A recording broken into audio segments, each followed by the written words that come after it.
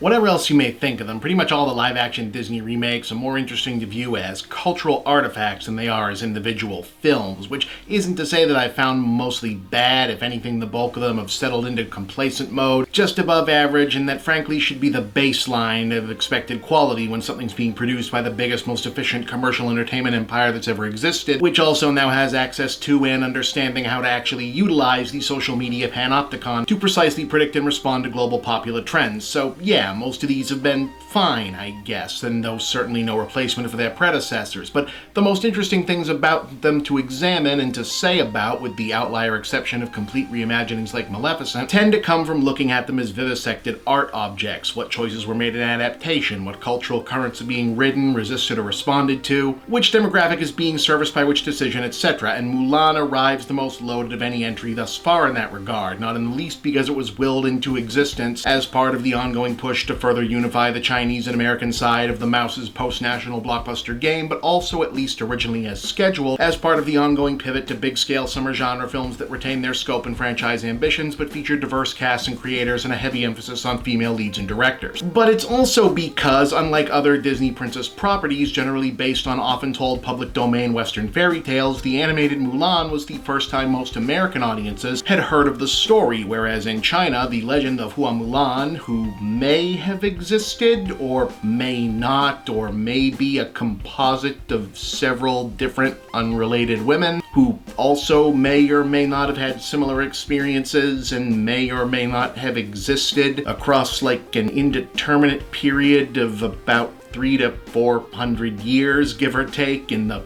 very distant past, is a beloved story of national patriotic mythology going back, like I said, a really long time, that everyone knows and has been written, rewritten, performed, sung, filmed, televised, etc. a lot of times previously. So suffice to say, there actually are more interesting things at play in trying to hammer out one of the better, but also one of the more spare, matter-of-fact, being animated is 70% of what makes this special and interesting, and if you take that out, what's the point, movies of the Disney Renaissance period into a 2020 live-action feature, than whether or not it works without the wisecracking Eddie Murphy dragon or the songs. You know, there's a whole actual culture, weight of history, and a lot of prior material and expectation also in play. And so it's both something of a relief and also a bit of an anticlimax to recognize that Nikki Caro's big-budget, Wuxia-light girl power melodrama is ultimately pretty good. Yeah, it ends stronger than it opens, it only drags in a few spots, it has several legitimately action sequences, which I have to assume will be outright mind-blowing to very young viewers who likely haven't seen many films like this otherwise. Makes good use of a strong supporting cast. Li Yufei is carrying the lead part solidly, despite being made to effectively play her own straight woman in a lot of scenes by a few curious narrative decisions. There's some interesting story choices made with the bad guys I didn't exactly see coming, as the main villain is fairly one-dimensional. It basically works. But what's at once frustrating, but again also at least interesting to the point where it becomes interesting to notice more so than the main plot, is that we are once again in the territory of a remake of something that was already good scenario, where the end result is weakest when it's compelled to recreate important beats from the original, and you're realizing, you see, this is why she had Eddie Murphy to talk to when she was alone instead of her own voiceover, or this montage could probably use a song explaining the context, whereas the strongest stuff is almost uniformly all the stuff that's been added to either pump the film up into a punchier action fantasy flick, fill in for the musical comedy that's been excised, or sharpen a more radical edge to the original's girl disguised as boy goes to war feminist bona fides, the solution to which turns out to be make it into a Star Wars movie. No, for real. See, whereas in the original, meaning the Disney original, Mulan was just sort of tomboyish and spunky and learned how to be good at fighting in the army, in this version, she's a natural-born warrior capable of harnessing and unleashing near superhuman levels of strength, agility, and martial arts skills even as a young child, thanks to hypersensitivity to the natural forces of Qi, which in this fantasy-ish version of sometime between 330 and 500 AD, I think because the villains are the Roran Khaganate, is treated as literally the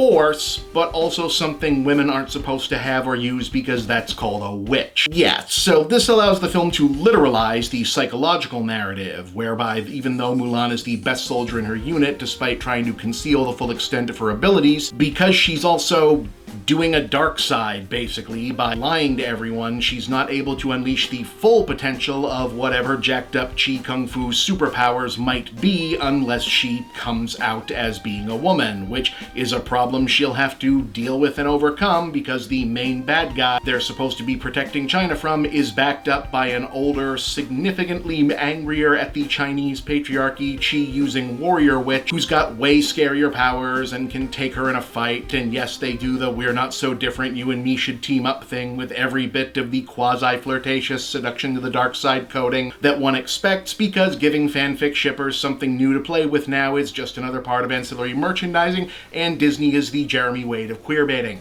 All of which is, yeah, kind of dumb, but also just, are we really doing this enough to be novel? And it notably does leap to the foreground right around the same time at midpoint when the film largely dials way back on retreading the original and way up on the new stuff, which, yes, includes Mulan being basically a Jedi and fighting a witch who also I think is part bird maybe, but also has kick-ass fights in cool locations, big action, and really starts to move. So, I mean, 6 of one, half dozen of the other, I was having a good time with it. I mean, look, I'll put it to you this way. As it was wrapping up, I was all set to say, yeah, alright, 6 out of 10, it's pretty good, but only just pretty good, and then they went and put down a bad guy in a way that made me go, okay, that was awesome. That was straight up, no grading curve, 90s Hong Kong, awesome right there, and for that, I bump it up to a solid 7. Yeah, worth a shot, give it a look.